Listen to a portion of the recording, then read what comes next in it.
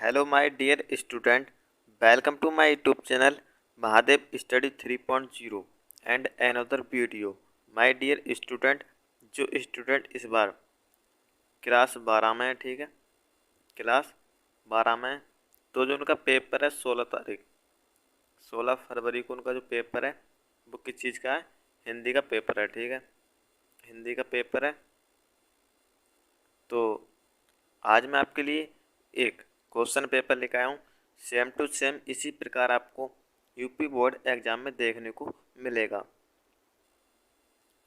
Video को start करते हैं और वीडियो को स्टार्ट करने से पहले यदि आप हमारे चैनल पर नए हैं तो चैनल को सब्सक्राइब कर लें, जिससे आने वाली हर वीडियो का नोटिफिकेशन आपके पास पहुंचता रहे। चैनल को सब्सक्राइब जरूर कर लें, क्योंकि आपको हमारे चैनल पर यूपी बोर्ड से रिलेटेड वीडियो मिलती हैं, ठीक है, और मिलती रहेंगी। इसलिए चैनल को सब्सक्राइब जरूर कर लें और वीडियो को फुल वॉच करना। आपको पता है कि आपका जो टाइमिंग दे रखा होता है वो 3 घंटे 15 मिनट का दे रखा होता है, और जो आपका पूर्णांक है वो 100 नंबर का होता है, ठीक है, 100 नंबर का होता है। तो खंड का में आपसे पूछते हैं ऑब्जेक्टिव टाइप क्वेश्चन, ठीक, ऑब्जेक्टिव टाइप क्वेश्चन पूछते हैं। तो माय डियर स्टूडेंट, मैं आपको क्वेश्चन बताऊंगा, इनके क्वेश्चन आपको इन क्वेश्चन के आंसर कमेंट में बताना है, ठीक है।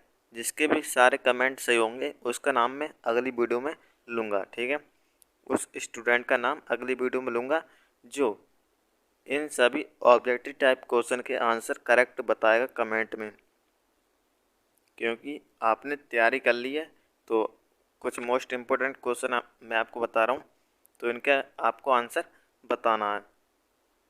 पहला क्वेश्चन क्या है?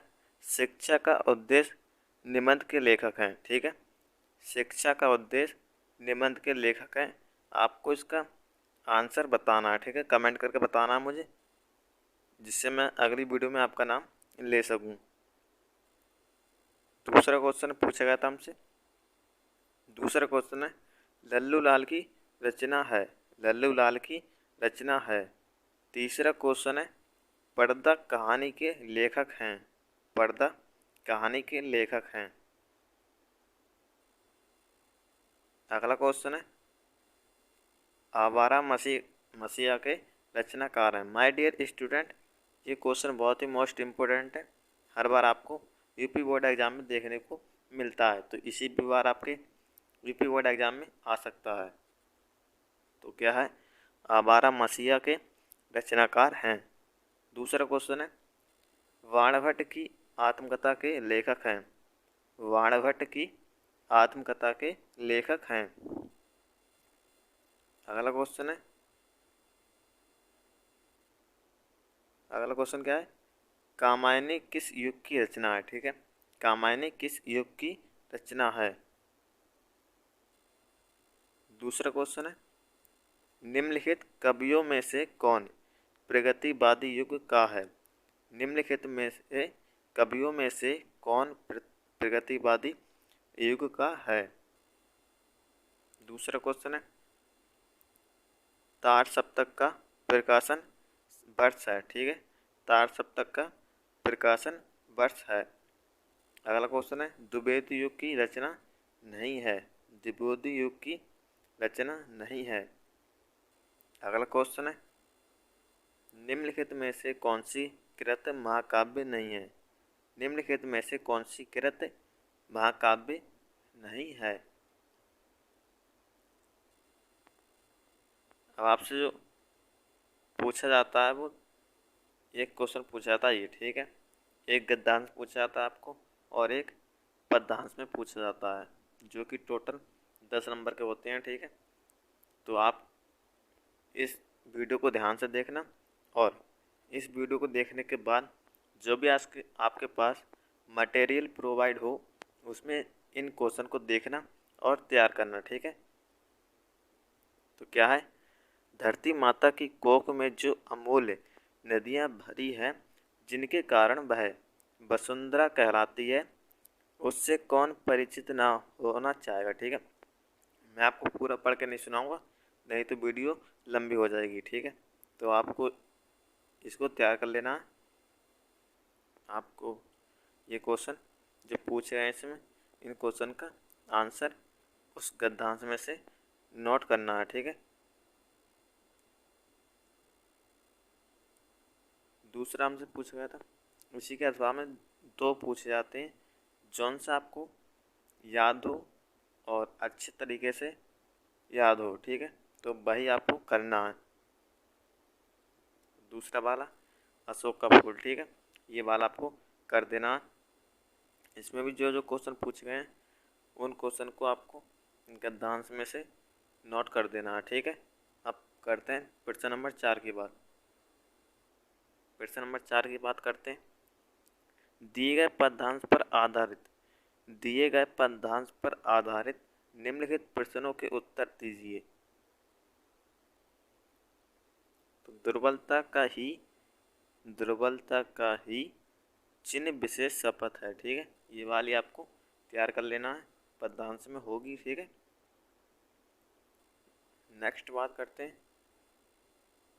नेक्स्ट हमारी अथवा में पूछ गई थी, वो है लज्जाशीला पथिक महिला जो कहीं दृष्टि आए, ठीक है, ये आपको तैयार करना है।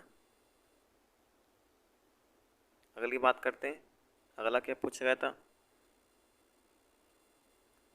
माय डियर स्टूडेंट, मैं इस वीडियो में आपको क्वेश्चन बता रहा हूँ वो 100% आपके यूपी बोर्ड एग्जाम 2023 में देखने को मिल सकते हैं, तो इसलिए वीडियो को ध्यान से देखना और फुल वॉच जरूर करना। तो क्या है, निम्नलिखित में से किसी एक लेखक का साहित्यिक परिचय देते हुए उनकी प्रमुख रचना का उल्लेख कीजिए, ठीक है। हमको उनका जो साहित्यिक परिचय भी लिखना है और रचना भी लिखनी है। तो जितने भी, और आपको जो लिखना है वो 80 वर्ड्स में लिखना है, ठीक है, अधिकतम मैक्सिमम यानी 80 वर्ड्स में लिखना है, ठीक है। तो जो इस वीडियो में आपको जीवन परिचय बता रहा हूँ, साहित्यिक परिचय यानी, तो उन साहित्यिक परिचय को आप जरूर तैयार कर लेना, क्योंकि यही 3 मोस्ट इम्पोर्टेंट आपके साहित्यिक परिचय हैं, ठीक है। एक है आचार्य हजारी प्रसाद द्विवेदी और APJ अब्दुल कलाम और वासुदेव शरण अग्रवाल, ठीक है, वासुदेव शरण अग्रवाल। खा नंबर पूछते हमसे कवि, ठीक है, ये हमारे जो थे वो लेखक थे, ठीक है, कौन थे, लेखक। अब हमसे कवि का पूछते हैं, ठीक, कवि के पूछते हैं साहित्यिक परिचय, तो क्या है खा नंबर में, निम्नलिखित में से किसी एक कवि का साहित्यिक परिचय देते हुए उनकी प्रमुख कृतियों पर प्रकाश डालिए। शब्द सीमा 80 वर्ड, ठीक है, आपको शब्द सीमा दे रखी है, वो कितनी दे रखी है, 80 वर्ड्स, ठीक है। मैथिली शरण गुप्त, सुमित्रानंदन पंत, रामधारी सिंह दिनकर, जो मैंने आपको कवि बताए और लेखक, ये टोटल 6 कवि यानी और लेखक हैं, ठीक है, ये मोस्ट इम्पोर्टेंट है, इन्हीं को तैयार कर लेना। 100% आपके बोर्ड एग्जाम में ये देखने को मिल जाएंगे। अगले बात करते हैं। प्रश्न नंबर 6 में हमसे क्या पूछते हैं, बहादुर अथवा पंचलाट कहानी के उद्देश्य पर प्रकाश डालिए। ये तो आपको 100% तैयार कर लेनी है, हर बार पूछी जाती है, यानी हर बार आती है, ठीक है। तो इस क्वेश्चन को जरूर तैयार कर लेना, इससे आपको 5 नंबर मिलते हैं, ठीक है। इसको यदि आप करेंगे तो 5 नंबर मिलेंगे, या तो आप बहादुर अथवा पंचलाट की कहानी पर प्रकाश डालिए, या तो ध्रुव यात्रा कहानी की कथा वस्तु अपने शब्दों में लिखिए। प्रश्न नंबर 7 में हमसे पूछते हैं, प्रश्न नंबर 7 में क्या पूछते हैं, स्व पठित खंड काव्य के आधार पर किसी एक खंड के एक प्रश्न का उत्तर दीजिए, ठीक है। तो आपके लिए क्या होता है, सत्य की जीत। हर पे यानी आपके जो अलग अलग होते हैं, ठीक है, तो मैं आपको सत्य की जीत बता रहा हूँ, ठीक है। खंड खा की बात करते हैं। अब खंड खा में आपसे क्या क्या पूछते हैं। खंड खा में क्या क्या पूछते हैं, दिए गए संस्कृत गद्यांशों में से किसी एक का संदर्भ साहित्य में ससंदर्भ हिंदी में अनुवाद कीजिए। ठीक है, दिए गए संस्कृत गद्यांशों में से किसी एक का ससंदर्भ हिंदी में अनुवाद कीजिए। तो ये आपको तैयार कर लेना है, ठीक है, मोस्ट इम्पोर्टेंट है। और इसी का दूसरा है, जो जो मैं आपको इस वीडियो में बता रहा हूँ वो मोस्ट इम्पोर्टेंट है, ठीक है, इनको ज़रूर तैयार कर लेना। पद्यांश में हमसे क्या पूछते हैं, पद्यांश में ये दोनों तैयार कर लेना, ठीक है। अगले बात करते हैं क्वेश्चन नंबर 9 में हमसे क्या पूछते हैं। तो प्रश्न नंबर 9 में हमसे जो पूछते हैं वो मुहावरे, ठीक है। तो आपको इनका जो आंसर मुझे बताना है, ठीक है। निम्नलिखित मुहावरों में से किसी एक का अर्थ लिखकर वाक्य में प्रयोग कीजिए। माय डियर स्टूडेंट, आपको इनमें से एक किसी का मुहावरा लिखना है और वाक्य में प्रयोग करना है, ठीक है। तो आप कमेंट में करके बता सकते हैं, क्योंकि मैं आगे आने वाली वीडियो में आपका नाम जरूर लूँगा जो मुझे ऊपर वाले ऑब्जेक्टिव क्वेश्चन के आंसर सही से लिख के दिखाएगा, और ये क्वेश्चन जो मैं अब बता रहा हूँ इनके आंसर सही लिखेगा, ठीक है। मैं भी आपको देखना चाहता हूँ कि आपकी कितनी तैयारी है। प्रश्न नंबर 10 में पूछते हैं हमसे संधि विच्छेद, ठीक है। निम्नलिखित शब्दों के संधि विच्छेद के सही विकल्प का चयन कीजिए। तथापि का संधि विच्छेद है, ठीक है, तथापि का संधि विच्छेद है। दूसरा पूछते हैं हमसे परमेश्वर का संधि विच्छेद है। ये सब मोस्ट इम्पोर्टेंट है, इनको एक बार जरूर देख लेना। गायिका का संधि विच्छेद है। हमसे अब पूछते हैं खा नंबर में, दिए गए निम्नलिखित शब्दों की विभक्ति और वचन है। आत्मना में विभक्ति और वचन है, ठीक है, आत्मना में विभक्ति और यानी विभक्त और वचन है। दूसरा वाला आपसे पूछ लेते हैं ये कि नामनन में विभक्ति और वचन है, ठीक है।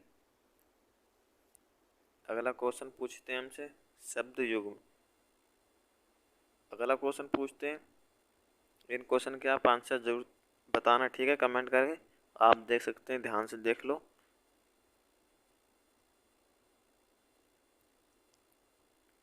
घ नंबर से हमसे पूछते हैं निम्नलिखित में से किन्हीं दो वाक्य को शुद्ध करके लिखिए। आपके जो गलत क्वेश्चन है वो आपको शुद्ध करके लिखने हैं, ठीक है।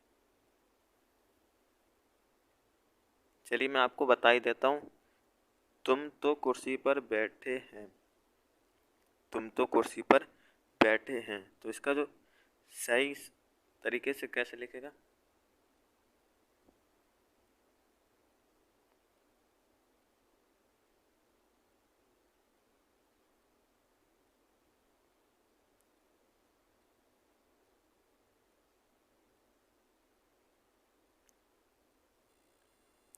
जो आपको सही लगेगा, ठीक है, इन चारों में से आपको जो सही लगेगा वो आप कर सकते हैं, ठीक है।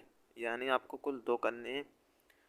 तो पहला क्या है, तुम तो कुर्सी पर बैठे हैं, ठीक है, तो बैठे हैं तो ये गलत है, ठीक है, ये चीज़ गलत है।